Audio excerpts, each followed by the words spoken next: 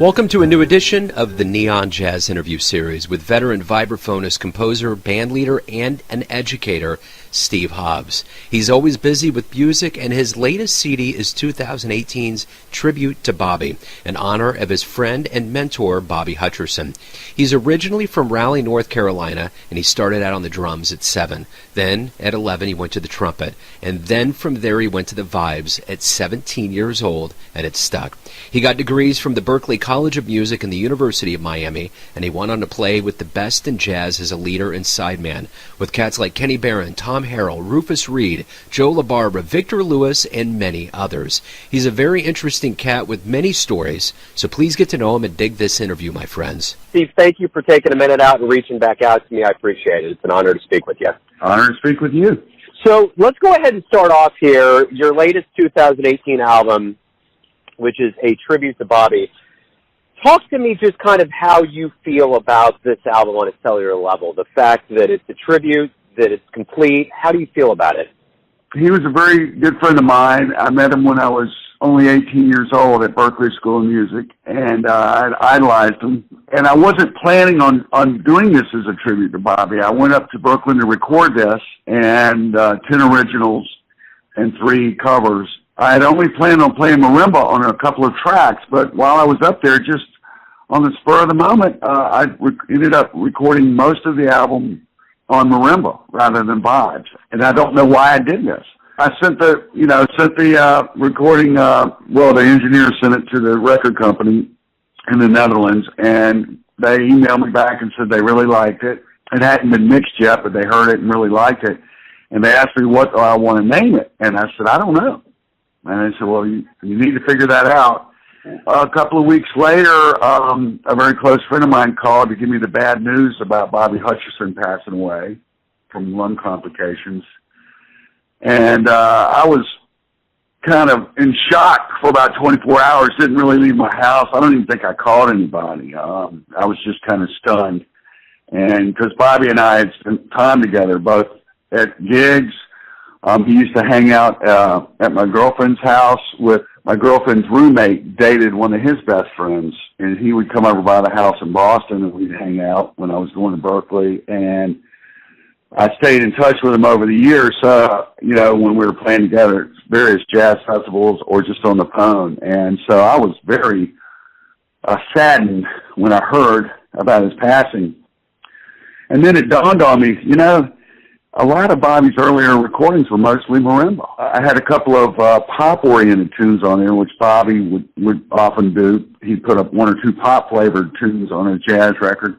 And also just my jazz composing in general is coming out of that Bobby Hutcherson, Cedar Walton kind of school of composing anyway. I mean, it's an original sounding, but if you had to compare my composing and writing to some artist, it would be closest to Bobby. Waited a few days to process Bobby's passing, and I was trying to figure out a way to get to the memorial service, but it ended up I couldn't get a hold of his widow, Rosemary, and I couldn't find anything on the internet about a public service, so I stayed in Carolina. There was later a memorial service at a church in New York City, but it wasn't a funeral service. And so I stuck around Raleigh and got the idea, hey, maybe I should do this as a tribute to Bobby. So from Raleigh, I emailed Anna DeJong, the owner of Challenge Records, and said, look, Bobby passed. He said, yeah, I know. And I said, I was sort of thinking of maybe, and before I could even finish the sentence, he said, what, maybe when you're making your record a tribute to Bobby, I think you should do it. And I said, yeah, that's exactly what I was thinking. He said, you should, because it's got mostly marimba on it. You have a Bobby influence. You were friends of his. And he said, why don't you just call it Steve Hobbs, Tribute to Bobby? And I said, sounds good with me. And that's how we got the title. It kind of made me go back to thinking, when I was originally in the studio, how I just at the last minute switched to marimba and didn't know why. Well, that switch kind of was a meaningful switch, and I'm glad I did it. What was so special about the relationship you had with Bobby? I mean, you obviously, I hear stories about, players that meet their heroes, and When do you cross over that line from kind of being fascinated by them as a musician into friendship and then really absorbing a lot of these life lessons that I'm sure he imparted on you? It's important to know my background. I'm a white male from the southeastern United States. So when I was in a line to watch him play at Paul's Mall in Boston, this tall, shy, skinny white kid from the South with a Southern accent, my friend kept saying, "Why don't you say something to him? Here he comes, here he comes." And he was going in and out of the club a couple of times while we were waiting in line to get in. And finally, we had beer on our, I had a couple of beers. I was drinking out on the sidewalk waiting to get in that club, and I got my nerve up to say, "Hey, Bobby." And he came up to me, and he was this really hip California dude dressed really hip, and probably 17 years older than me, 15, 17 years older. And I thought, God, he's coming to me. What am I going to say? This corny kid from the Southeast with a Southern accent, talking to this hip black jazz musician. We started talking. I said, "Hey, man, you're my favorite vibe player, marimba player. I have so many of your CDs. Been listening to you since early high school." And he said, "Thanks, man, thanks." And he said, and at the end of the conversation, I said, "Yeah, I play vibes too. I'm up here in Boston studying vibes at Berklee College of Music." And we became friends. And then later, I would go to all his shows whenever he was coming through Massachusetts. And soon after that, my girlfriend's roommate was dating a trumpet player named Alden, who was in charge of the jazz program at University of Mass. And Alden was over there all the time, and Bobby was with Alden, so he used to come by the apartment, and I'd hang out with him, and he'd eat dinner with us. I was so in awe of him, it took me a while to loosen up around him for a while, but I finally got loosened up with him, and I just, he never sat down and formally taught me a lesson, but we'd talk a lot about life. I just sat down spending hours learning how to play by copying what he was playing on records, transcribing what he was playing on records. As I went to University of Miami, I went on the road for 2 years after graduating from Berklee and went to University of Miami and got a really good jazz teacher named Whit Seidner. And with what he was teaching me, plus what I had figured out by using my ear off some Bobby records, I was finally starting to figure out what he was doing. And I just kind of developed the style from his style. We would talk on occasion. One time I had a three-way conversation with him. Paul Jeffrey, the tenor sax player, was in my apartment in Raleigh, and he was in the Thelonious Monk group for years. He was close to Bobby, and one time we had a three-way conversation with Bobby on the phone. It was about 2 or 3 hours long. It was a lot of fun. Just a great guy, soft-spoken, great player. And the thing about his playing was it had, he had chops and technique like so many players, but he had this certain soulfulness and vulnerability in his playing that I just wasn't hearing with other mallet players. And that's what attracted me to his playing. Beautiful. Well, speaking of playing, you start out on the drums at 7, the trumpet at 11, and then you switched to the vibes at 17. What was it that brought you to this instrument and made it a lifelong obsession for you? I really liked trumpet, but I got into drums because it was hard to get a gig in dance bands playing trumpet back in the day. It was before Kool and the Gang and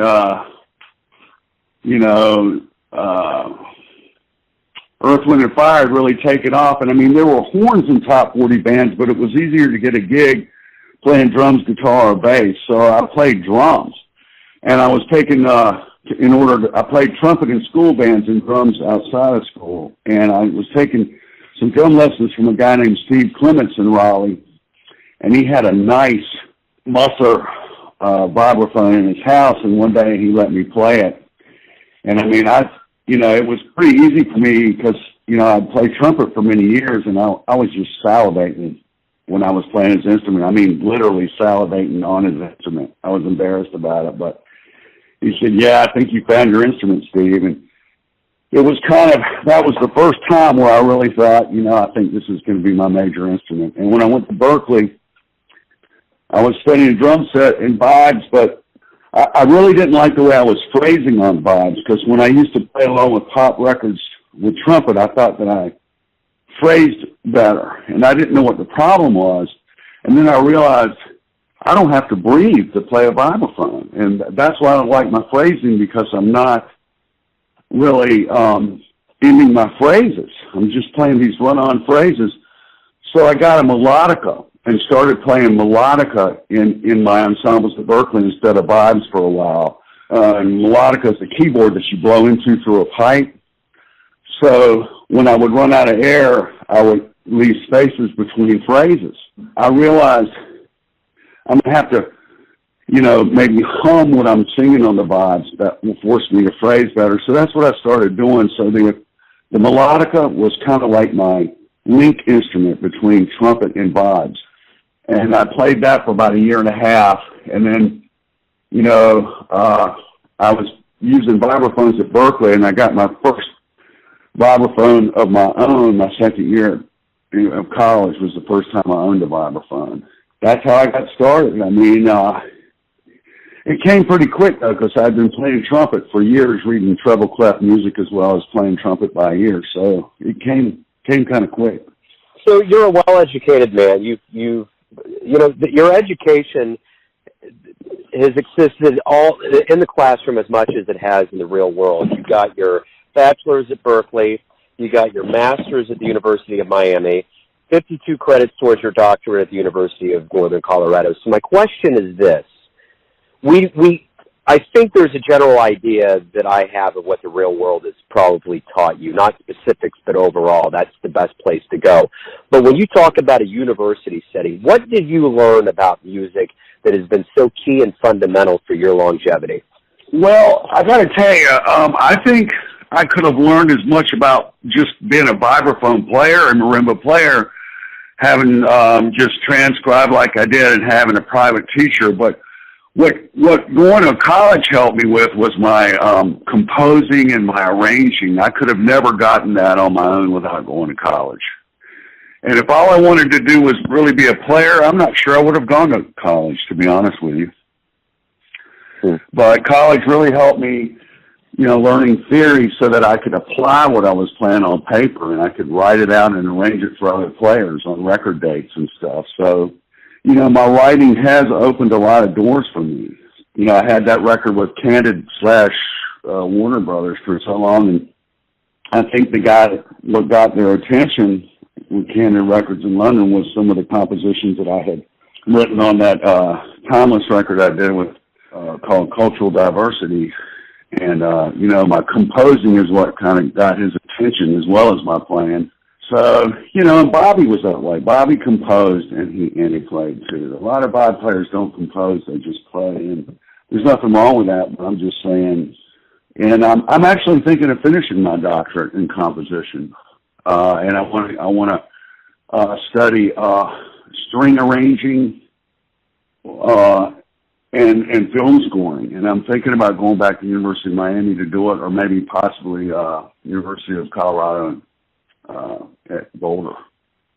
So let me ask you this. How does a kid from North Carolina grow up to become a lifelong jazz musician with the clout that you've accumulated between seeing the world, playing on many large stages with a lot of very storied jazz individuals? How did that happen? What was it about your childhood and your early life that gave you this backbone to live this life you've lived? Well, that's a really good question. And, I think there's a lot of myths that jazz, started only in New Orleans, but that's really not true. Raleigh had a scene.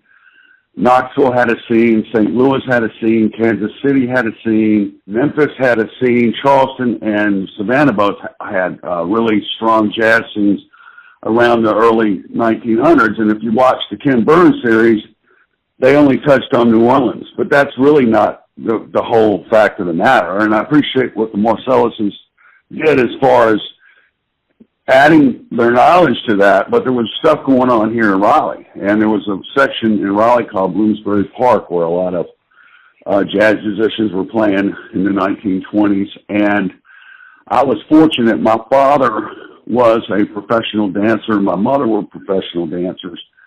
And I was exposed to Latin ballroom dance music and top 40 music at a very young age because that's what they did for a living. And then my best friend who lived down the street's father was an excellent Dixieland jazz pianist. who was working all over Raleigh and all over North Carolina with a group called the Salty Dogs, and I used to check them out all the time. And there were some really good musicians in that band. As a matter of fact, Dave Moffett was the drummer in that band, and he was Buddy Rich's favorite drummer. According to an interview with Johnny Carson on The Tonight Show, he mentioned this drummer in Raleigh, North Carolina. And there was just a really good scene here that I got exposed to really young. And when I started taking drum lessons with Chuck Cargill and Steve Clements, I would go to their gigs and watch these jazz people play. And a lot of the 40 and 50-year-old men who I was playing with were playing with those 40 and 50-year-old men who started jazz in Raleigh when they were little kids. And that's how I learned. And some of the guys, some of my peers who were learning from those old men were like Chip Crawford, who is now playing piano with Gregory Porter, Jerry Peake, who plays bass with, Steve Moore's band. I mean, all kinds of really good musicians have come out of Raleigh. And North Carolina. Coltrane and Tal Forlow and all the older ones, but, currently you got people like, Nina Freelon, Chip Crawford, and me, this 34-year-old kid named Austin Johnson, who's just finished 8 years with Jason Marcellus Quartet. That, it's just, jazz has always been sort of popular here, and more popular than I think people are aware of. And now we have 3 schools in the area that are teaching jazz, Duke University, North Carolina Central University, University of North Carolina at Chapel Hill. So it's a good scene here. There's other players from around here, Stephen Riley on Steeplechase Records. There's a guy named Elmer Gibson who came down here to Raleigh who he got a grant from the federal government to teach jazz down here in the mid-'70s. And he's been here ever since. And he kind of lit a fire, too, because up until the time he got here, a lot of the stuff was more basic jazz, but he was bringing in the Herbie Hancock kind of concepts into Raleigh, so that really helped out a lot, too. One other thing is, being in the South, being down here, there wasn't much else to do down here when I grew up here in the 50s and the 60s other than play ball or play music. Yeah. I mean, we didn't have a big city like New York City, so, there wasn't much else to do but music or sports or to run in a gang, and fight. So those were the 3 choices. Yeah, absolutely. So. Well, let me ask you this. This is kind of a question of, like, as a testament to growing up, not only just in the music world, in the industry, but as a person. You left Berklee at 22 and started touring with Janis. You guys were on the Red Fox show, American Bandstand. You obviously had a lot of fans and a lot of action going on. What kind of growth did you go through during that period? Wow, another good question. Here I was, this vibraphone player at age 22, probably one of the few vibraphonists at that time making a living playing pop music. And even though we were on Fantasy Records, which is a jazz label, we were a pop group. I think we were the only pop group on that label. And, I remember, before my 23rd birthday, I had played in front of groups, one group that was over 25,000 people. And, it was really good, but I was not near the player I became later. But yet, because I was in this popular group, people would try to touch me and get my autograph and all this stuff. And, of course, I didn't feel worthy because I had several vibraphone players, friends of mine who could play circles around me who weren't getting the fame I was, but it was because I was in a pop group, and pop is a lot more visual than jazz, but jazz was my love. So it was kind of strange converting from playing in amphitheaters, for 10 to 25,000 people in basketball arenas to playing in smaller jazz rooms. But I got used to it quick. Jazz is what I wanted to do. So it's interesting because usually it happens the other way around. Usually jazz musicians become popular and go into pop music like, Nat Cole or George Benson. For me, it was the opposite. I started off as just by chance. And Janice's piano player quit, and I auditioned on vibraphone, and I was recommended by a drummer for the TAMs for the audition, and I was high up on the audition list, and I got the piano player here in Raleigh to help me figure out some of these chords that were being played on piano, how I could shift them to vibraphone, and that's Chip Crawford, the guy who's playing with Gregory Porter now. He helped me prepare for the audition, and she laughed at me when I came in there with a vibraphone, and she made me audition last. I think she was trying to discourage me so I'd go back to Raleigh. The auditions were in Atlanta. I came in last, and she hired me after the third song of the audition. That was a good gig before pickups had been invented for the vibes, and it was a loud group, so I was playing with, microphones, and the volume thing was an issue, but because vibes don't mic up quite as good as horns. But it was good, and I traveled all over the United States. About 6 months into the gig, a jazz drummer from Raleigh got the gig because the drummer from Denver who was in the band quit, and he was a really good jazz drummer named Chuck Leonard, who had also played with the Four Tops, but he recently passed away. But it was a good experience. So you have been a mentor to a lot of musicians like Austin Johnson, and I want to ask this.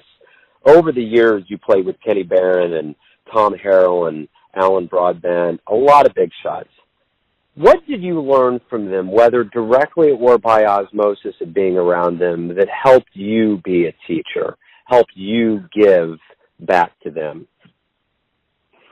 That's another great question. And I learned from some of the big name players, like you said, and there was another guy here in Raleigh named Jim Crawford, who was a tenor sax player, who Stan Getz heard him and just flipped. And when Jim told Stan that he was a dentist by profession, Stan didn't believe him. He thought he was kidding. And he said, "No, man, And Jim was one of those guys that learned by the older guys who started jazz in Raleigh back, around the 30s and 40s. But he was a very patient band leader when I played for him.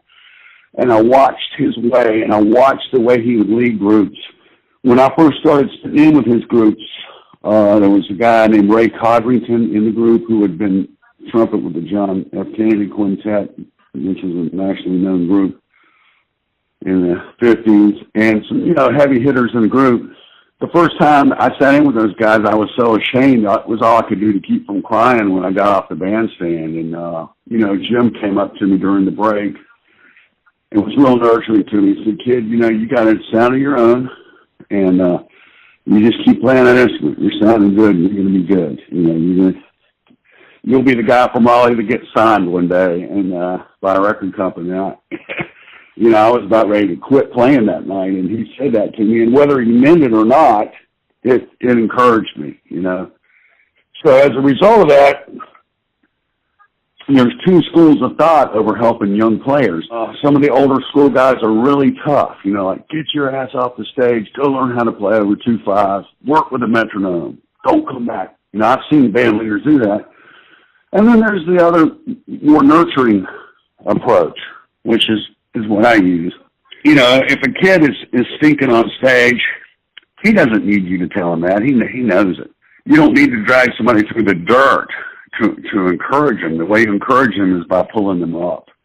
And it was done for me, and I've tried to do it with others, and there was a kid I hired on drums here in town named Will Terrell, and I kept telling people, this kid's going places, and they were like, "You're crazy." And 18 months later, he left my band. He was playing with Betty Carter. And Billy Pierce, who was one of my idols, tenor player at Berklee, there were a few guys at Berklee with Southern accents. And Bill was a faculty member. And there was me, there was Matt Gallahan, the trumpet player, Tim Horner, his brother John, and maybe two other guys there that had Southern accents. And we got a lot of crap for our accents. And, Billy was this great black tenor player who was before he got with Art Blake. He was teaching at Berklee along with his buddy James Williams, and we bonded. And he used to ask me, he said, what are you going to do when you get out of Berklee, Steve? I said, "I don't know." He said, he said, "What I do is I go back and forth to Knoxville and Memphis and try to spread the jazz message where my home roots are. And he said, there's nothing better than to try to improve your hometown's understanding of jazz, because we need that all over the country, and that's pretty noble. And, for a guy like him to say that to me, it meant a lot to me, and it made me think. And, I've toured a lot nationally, but I've also spent a lot of time trying to promote jazz in my hometown. I'd say Jim Crawford and Bill Pierce probably had more to do with that than anybody. So let me ask you this. You've had so many adventures you've touched on throughout this interview around the country with so many players, releasing albums. As a teacher, you've seen so much as an ambassador for jazz, not only for North Carolina, but for the world at large. How do you feel about your career? I know you're far from done, but at this point, with all the mileage that you've been through, how do you feel? How satisfying is your career up to this point? Another good question. Sometimes I can be very bitter, and sometimes I can be very happy. I chose to try to spread the jazz flame in Raleigh, and I taught to underprivileged kids here in inner city schools for a long time. Although I'm pretty well known on an international basis, I probably could have been better known had I not spent all those years teaching. But it's very rewarding what I did in the inner city schools. I had some not so good experiences teaching in suburban schools, but in the inner city schools I was very well liked. It was very rewarding. And then the national stuff too has been very rewarding, and I'm retired from teaching now, so I'm doing a lot more performing, and when people call me for gigs, I go. I don't, I used to have to turn stuff down in order to be teaching. So I have a feeling, even though I've been on the national spotlight for 20 or 30 years, if my health holds out, I think you're going to see more of me than you've ever seen, because I'm not spending time teaching younger people anymore. I'm just strictly playing. I kind of paid my dues helping others, and I think I'm just going to, wind up, maybe if I can play another 10 or 15 years, just being a full-time player. The one thing, the other part of the educational aspect of a musician has to be the live shows you've caught in your life. What have been some of the most memorable live jazz shows that you've witnessed that really inspired you? One jumps out right away. When I was a teenager in Raleigh, there was this place in underground Raleigh called, it was underground Raleigh, and had a series of live performance places, about 5 of them. One of them was called The Pier. And I was playing in some heavy metal bands, and my friends used to tease me about listening to jazz. They said it sounded like elevator music to them. And when I would try to get them to go with me to jazz concerts, they wouldn't go. So I would lie to them when there was a part. I remember one night there was this big party going on at somebody's house. Their parents were out of town, and everybody was going to be getting wild. And I lied to my friends and told them I had the flu.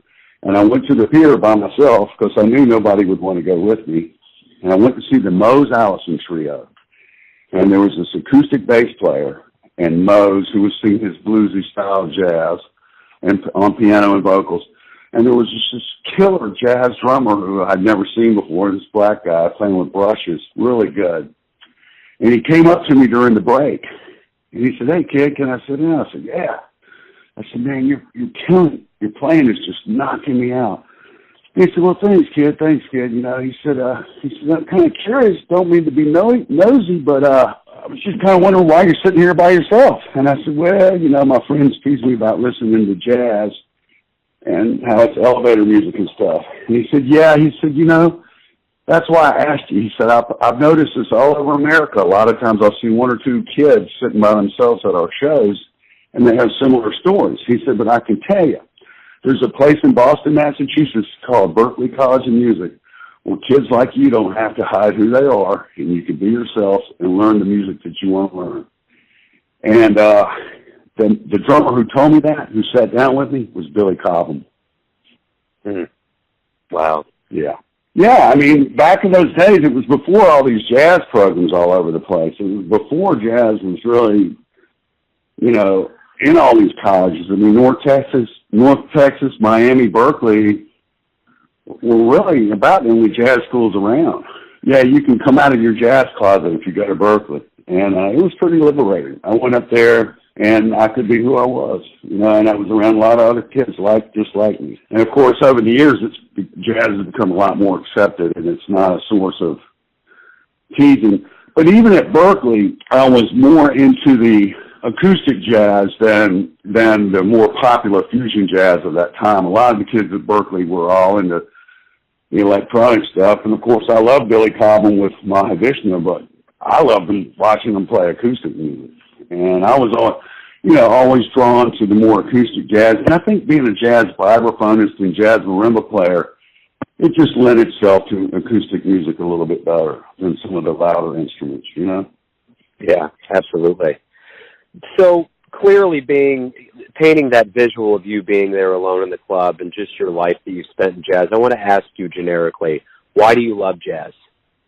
Jazz represented, right from the first time I ever saw jazz was on the Woody Woodpecker show. They used to have a little jazz trio that they would go from cartoons, and they would show the musicians that played on the show, sometimes playing it.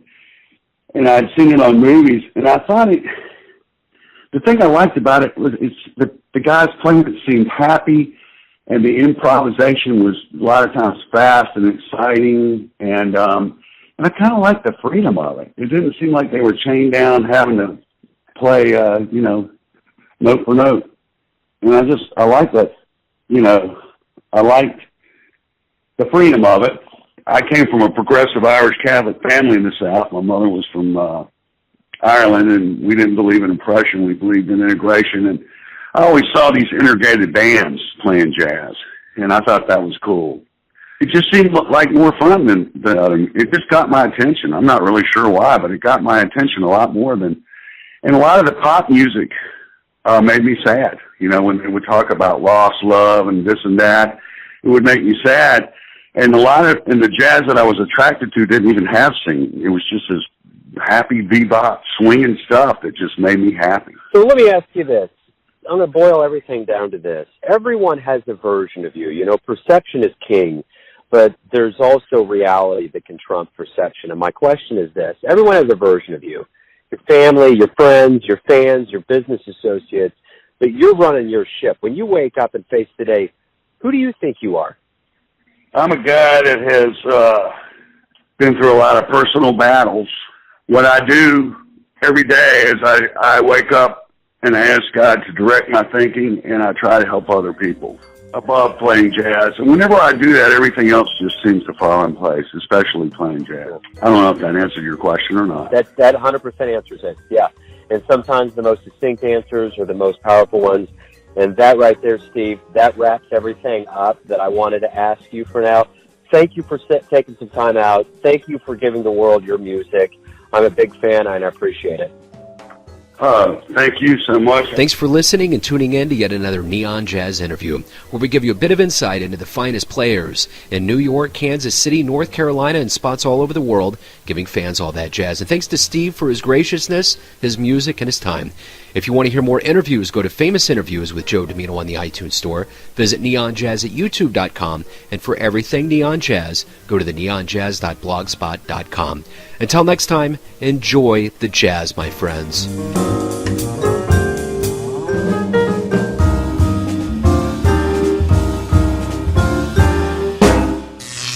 Neon Jazz.